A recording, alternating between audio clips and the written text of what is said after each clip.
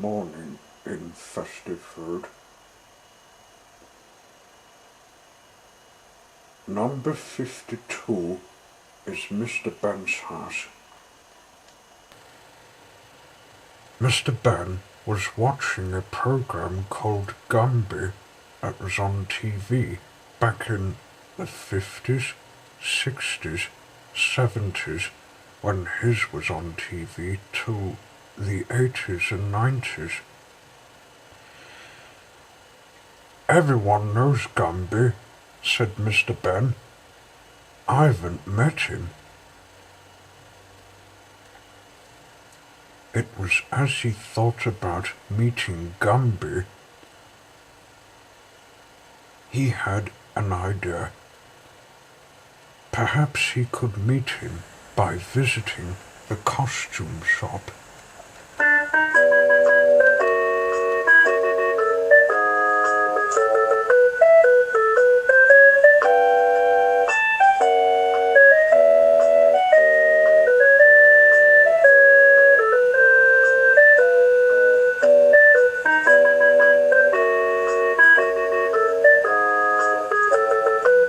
He arrived at the place, paused for a minute, and went inside.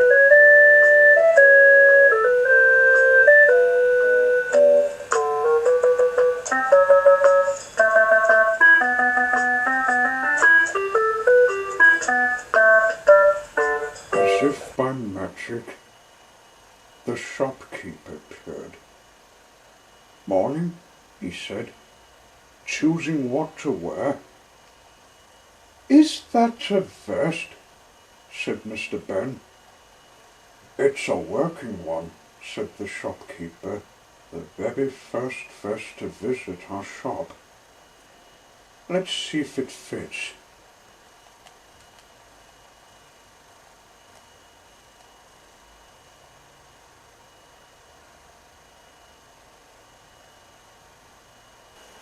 Mr. Benn changed into the work vest.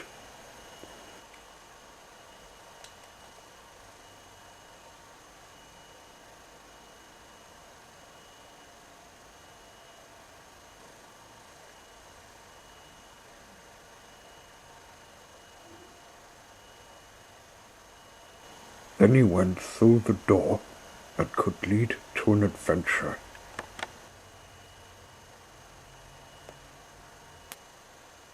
When he walked through the door, he found himself in the woods,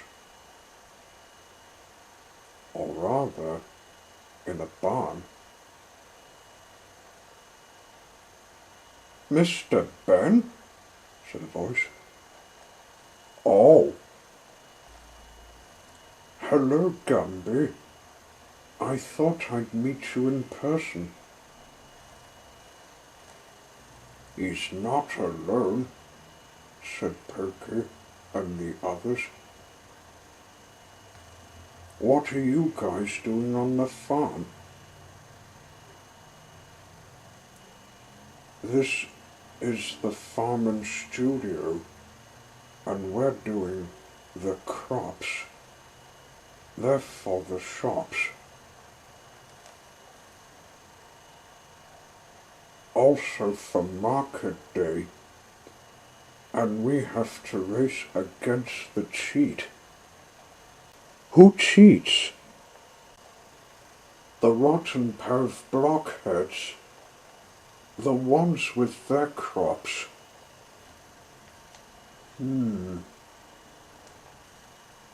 "Could I give you a hand?" "Yes, please. We could speed things up a bit." "This is one of them. Here's the last lot. Oh, whoops! Oh, sorry, Mr. Benn. Yeah, that's quite all right, Perky."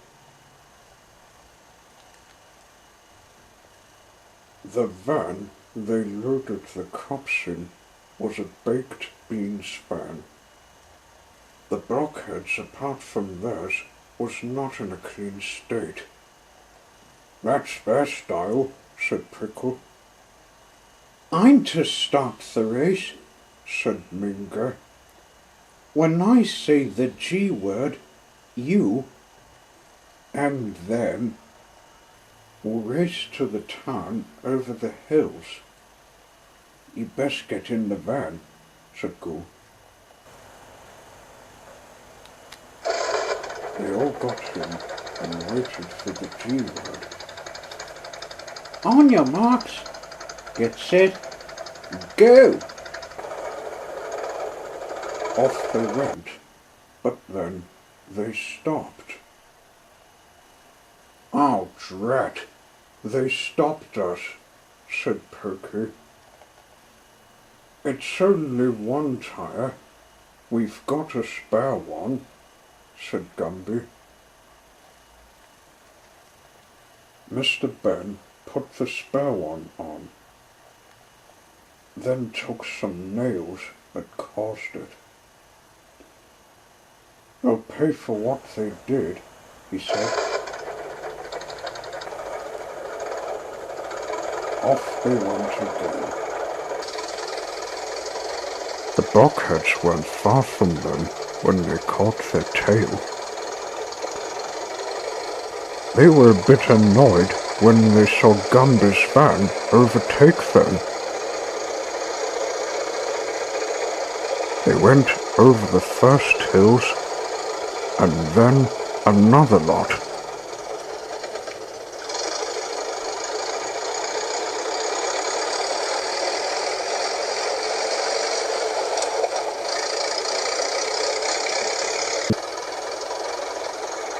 After they went over the second lot, they saw one blockhead put on a rocket. They got it to work and went down the slope till it caught up to Gumby's. One blockhead made a grin on his face. "Bad luck, Green Cake," he said. "You didn't think we'd let you win, did you?" "Perhaps not, you two," said Gumby. "Look what we found." "One of your nails," said Mr. Benn, dropping what they picked up.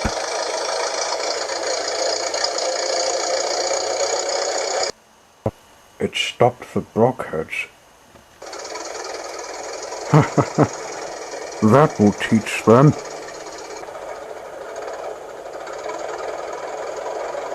They soon arrived at the market and set up their stall. Mr. Benn helped too.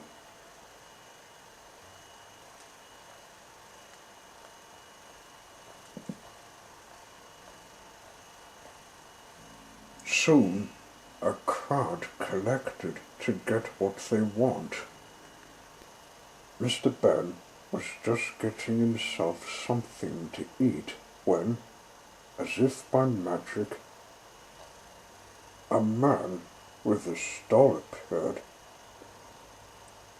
"Get your books of Mr. Benn made by David McKee," he said. Gumby came up to get some for himself and his friends. "I remember reading one with you in a spacesuit," he said. "We'll love it." "Now then, sir, you best find your food in under the table."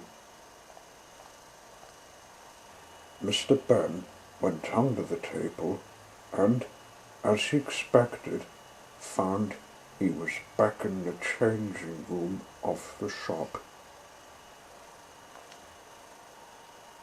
He took a last look in the mirror and changed.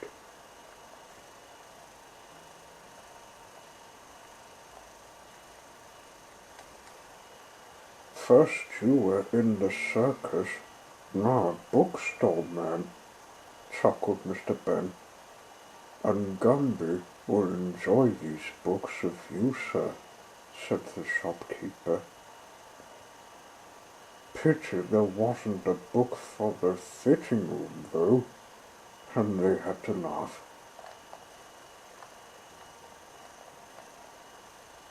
Back in festive fruit, everyone was collecting DVDs of Gumby.